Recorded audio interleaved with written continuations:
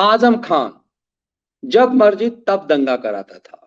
आजम खान जिसे super chief minister कहा जाता था, जब यूपी में बबुआ की सरकार हुआ करती थी ना, तो Azam Khan super chief minister हुआ करता था। यूपी में 2.5 चीफ मिनिस्टर, एक आजम खान था, एक मुलायम सिंह यादव, और आधा में अखिलेश यादव। बबुआ को कहा जाता था कि क्योंकि अयोग्य अनपढ़ है, तो अखिलेश यादव की सरकार आधी मानी जाती थी। जिस आजम खान की हनक ऐसी थी कि पार्लियामेंट में लोकसभा अध्यक्ष की पीठ पर बैठी रमा देवी को अश्लील हरकतों से बदतमीजी करता था, वो आजम खान जो डीएम को कहा करता था कि तुमसे, इस डीएम से मैं अपनी मायावती के जूते साफ करवाऊंगा, उस आजम खान को पहले मामले में 3 साल की सजा हुई और दूसरे मामले में 2 दिन पहले 2 साल। 2008 का मामला, मतलब लगभग 15 साल पुराने मामले में आजम खान को सजा हुई और 12-13 साल तक अदालत के आदेश पर आजम खान कोर्ट में पेश ही नहीं हुआ। ये जो मामला है, इसमें यह है कि दोनों बाप बेटा, 2008 में दोनों बाप बेटा हूटर लगा करके, कुछ भी नहीं था, ना विधायक था ना मेंबर, कुछ भी नहीं था, हूटर लगा करके दोनों बाप बेटा यूपी की सड़कों पर अय्याशी कर रहा था। सरकार मायावती की थी, 1 साल पहले सरकार मुलायम की जा चुकी थी। मायावती की सरकार थी और आजम खान का जाहिलपना उसका खत्म नहीं हो रहा था। तो मुरादाबाद के पास इसे पुलिस ने, यूपी पुलिस ने इसको फॉलो किया, गाड़ी रोकने को कहा, लेकिन भागता जा रहा था। तो यूपी पुलिस ने आगे करके मुजफ्फरनगर में इसकी गाड़ी के सामने में अपनी गाड़ी लगा दी और अब मुख्तार अंसारी, आजम खान और उसके बेटे अब्दुल्ला आजम को रोका। तो इन लोगों ने, जो अहंकार इन लोगों का था, तुष्टीकरण के वोट बैंक के हम दंगा करा सकते हैं, हम तो जब मर्जी दंगा करा सकते हैं, ये जो गुरूर था, उस गुरूर के कारण यूपी पुलिस के साथ बदतमीजी की, सड़कों पर बैठ गए, नेशनल हाईवे को जाम कर दिया। वही केस था जो मायावती के समय एफआईआर दर्ज हुआ। लेकिन 2008 से लेकर के 2022 तक आजम खान एक दिन भी अदालत में हियरिंग के लिए पेश नहीं हुआ। लेकिन 2021 तक कहा जा रहा है 12-13 साल तक आजम खान और अब्दुल्ला आजम एक दिन भी कोर्ट में पेश नहीं हुआ। वारंट ऐसे उठाता था और हवा में उड़ा देता था अदालत के आदेश को, और 12 साल तक उत्तर प्रदेश की अदालत इस आजम खान का कुछ भी नहीं कर पाई। फिर जरा समझिएगा कि सरकार का मतलब क्या होता है। 12 साल तक वही अदालतें थी, यूपी की वही अदालतें थी, और उस अदालत में आजम खान कभी पेश नहीं हुआ। वारंट को ऐसे उड़ाता था और फेंक देता था हवा में। कहने का मतलब यही हुआ कि दर्जनों वारंट आजम खान के खिलाफ दाखिल हुए। उस दौरान सरकार, चूंकि 5 साल अखिलेश यादव की आ गई, मतलब 2008 की घटना है, 2008 से लेकर के 2012 तक 4 साल में मायावती की सरकार थी, आजम खान एक भी वारंट पर पेश नहीं हुआ। फिर 5 साल उसकी अपनी बपौती सरकार आ गई, अखिलेश यादव की सरकार आ गई, फिर तो कुछ मतलब ही नहीं था। उसके बाद 5 साल योगी आदित्यनाथ की सरकार आई, शुरुआत में इस पर कोई एक्शन नहीं हुआ, लेकिन जब आजम खान के ऊपर 80-90 केस दर्ज हुए, तो ये पुराना मामला भी खुल गया। अब सोचिए, आजम खान के खिलाफ योगी काल में 80 से 90, लगभग 87 या 92 केस ऐसे हैं, टोटल 92 केस हैं, जो 87 केस एक साथ योगी काल में दर्ज हुए हैं।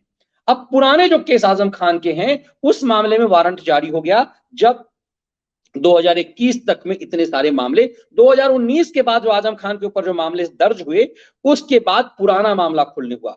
मतलब यूपी की अदालतों के पास भी इतनी ताकत नहीं थी। हाई कोर्ट भी आजम खान को वारंट की तामील नहीं करा पाता था। ये इस देश के कानून, इस देश के सिस्टम पर तमाचा है, ये सामान्य बात नहीं है। ये इस देश के सिस्टम पर तमाचा है कि 2008 में जिस आजम खान के ऊपर एफआईआर दर्ज हुई थी, 2021 तक ही आजम खान अदालत में पेश नहीं हुआ, ठेंगा दिखाता रहा इन अदालतों को। और इन अदालतों को किसी आम आदमी पर कंटेम्प्ट करते हैं और आजम खान जैसे लोगों को ये पेश नहीं करवा पाते हैं। और इन आजम खानों को सुप्रीम कोर्ट से जमानत मिल जाती है। इन आजम खानों के लिए स्पेशल रेड कारपेट इस देश की सुप्रीम कोर्ट बिठाती है और इसका हैबिचुअल क्राइम नहीं देखती है कि पीछे ये तुम्हारे अदालतों, जो लोअर कोर्टों के आदेश को हाई कोर्ट के आदेशों की धज्जियां उड़ाते रहा। क्या इस देश की सुप्रीम कोर्टों को कभी नहीं देखना चाहिए था कि आजम खान किस तरह से काम करता है? आजम खान अदालत में वारंट पे पेश नहीं होता है इतने इतने क्राइम में। उन आजम खानों के लिए इस देश की अदालतें रेड कारपेट बिछाती रही। तभी मैं इशारा करता हूं, उस चीज को कहता हूं, इस देश में चुनी हुई सरकार को आपको ताकतवर बनाना पड़ेगा। इस देश की अदालतें भी तभी ढंग से काम कर पाएगी यदि चुनी हुई सरकार आपके मुताबिक है। अब सोचिए ये कितना गंभीर मामला है। मैं कहां से इस चीज को ला रहा हूं कि इस देश कई राज्य में सरकारें बदल गई, उत्तर प्रदेश में 3-3 सरकारें बदल गई, आजम खान को अदालत में पेश नहीं। ये अदालत की ताकत है। ये जो कहते हैं ना अदालत की बहुत ताकत है, तो आप अदालतों की ताकत को देख लीजिए कि कितनी ताकत इस देश की अदालतों को रही कि आजम खान को पेश नहीं कराया जा सका। बिहार में कितनी ताकत रही कि शहाबुद्दीनों को कोई सजा नहीं दिलवा पाया, चंदा बाबू को तेजाब से नहलाया करता था, कोई सजा नहीं हो पाती थी। इसीलिए जब सरकार स्ट्रांग होती है ना, कुछ मामले में यदि कोई योगी आदित्यनाथ की फेल्योर है तो हमें उस पर आवाज उठाना चाहिए, लेकिन समझना चाहिए कि कौन सरकार क्या कर रही है। अब जो सोचिए आजम खान को क्या हुआ, मेन चीज पे सोचिए, आजम खान की तबाही कैसे हुई। वो आजम खान जो जब मर्जी तब रामपुर से विधायक होता था, जब मर्जी रामपुर से सांसद हो जाता था, फिर मेंबर पार्लियामेंट छोड़ करके विधानसभा चला जाता था, और फिर यहां से करके अपने रामपुर के सांसद को इस्तीफा दिलवाता था और फिर सांसद बन जाता था। जब जो मर्जी वो करता था, जीत जाता था। उस आजम खान की स्थिति ऐसी हुई कि वो लोकसभा छोड़ करके विधानसभा में गया कि हम योगी को जलील करेंगे। तो क्या हुआ, सजा याफ्ता अपराधी हुआ, विधानसभा की सदस्यता चली गई। लोकसभा उसने खुद छोड़ा हुआ था, और फिर जितने अपने चेले चपाटों को वो रामपुर से लोकसभा में खड़ा करवाया वो भी हार गया, विधानसभा में खड़ा करवाया वो भी हार गया। कमाल की बात देखिए, फर्जी उम्र सर्टिफिकेट बना करके आप आजम ने अपने बेटे अब्दुल्ला आजम को 2017 में विधायक बनवाया। क्यों विधायक बनवाया? क्योंकि उसी जगह से वो मेंबर पार्लियामेंट बन गया, इसीलिए उसे एमएलए बनवाया। 2019 में बनवाया। जब लोकसभा खुद गया, चुनाव लड़ा और जीत गया, तो अपने जगह पे अब्दुल्ला आजम को बना दिया 2019 में। 2017 में आजम खान खुद एमएलए था, 2019 में वो मेंबर पार्लियामेंट बन गया। जब मेंबर पार्लियामेंट बन गया तो अपने बेटे को बना दिया एमएलए। और बेटे को कैसे एमएलए बनाया?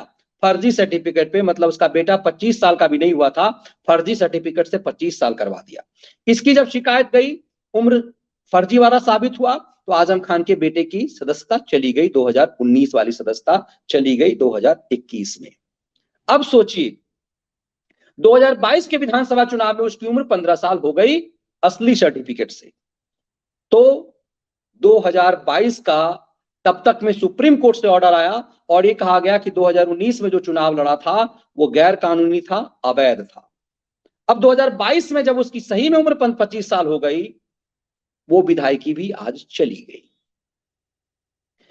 तो भारत के इतिहास में आजम खान का बेटा अब्दुल्ला आजम ने इतिहास रच दिया कि 3 साल के अंदर उसकी विधायकी 2-2 बार चली गई। भारत के इतिहास में अब्दुल्ला आजम ने रिकॉर्ड बनाया कि 3 साल के अंदर 2 बार विधानसभा का चुनाव लड़ा, जीता दोनों बार, और दोनों बार उसकी विधायकी चली गई। अब इस बात को समझिए कि कितना गंभीर मामला है। ये आजम के बेटे ने ऐसा रिकॉर्ड बनाया कि स्वार सीट से भी उसकी विधायकी चली गई। आज इलेक्शन कमीशन ने घोषणा कर दिया कि अब्दुल्ला आजम ने 2 साल से ज्यादा की सजा पाई है, इसीलिए अब्दुल्ला आजम की विधायकी रद्द की जाती है।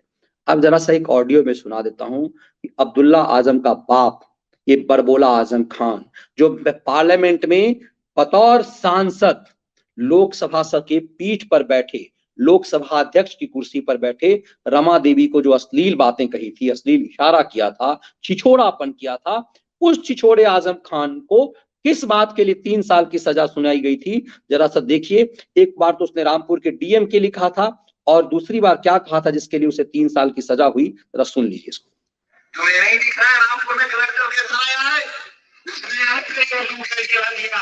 कौन किसकी मां ने ये खतरा पैदा किया है अपनी गोद से?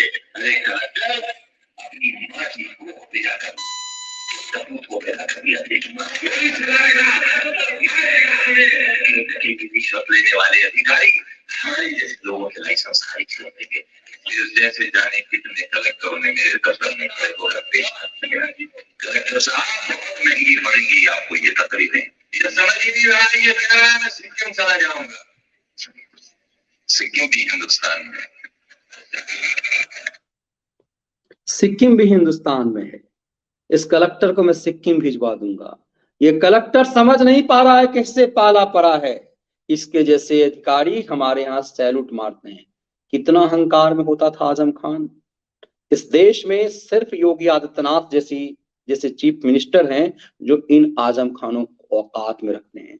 जरा इसके अहंकार को सुनिए और फिर देखिए कि इस आजम खान से कल भी पत्रकारों ने पूछा, आज भी पूछा, इसने हाथ यूं कर दिया, आंख बंद कर ली और कान की उसे कुछ भी सुनाई नहीं देता। जिसे आज सुनाई नहीं देता, जिसे आज दिखाई नहीं देता, जो आज बोलता नहीं है, वो कैसा बरबोला था। फिर से सुनिए।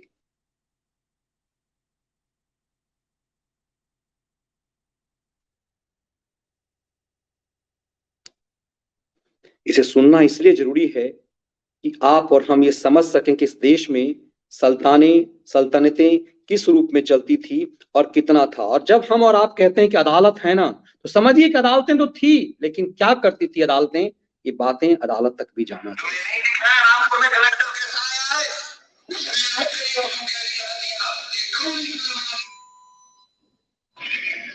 किसकी मां ने ये पैदा किया है अपनी गोद से? अरे कलेक्टर, अपनी माँ की गोद पे जाकर कपूर को पैदा कर दिया तेरी माँ। रिश्वत लेने वाले अधिकारी हमारे जैसे लोगों के लाइसेंस खारिज कर देंगे। इस जैसे जाने कितने कलेक्टरों ने मेरे दफ्तर में होकर पेश किया। कलेक्टर साहब बहुत महंगी पड़ेगी आपको ये तकरीरें। जब समझ ही नहीं रहा ये कह रहा है मैं सिक्किम चला जाऊंगा। सिक्किम भी हिंदुस्तान में।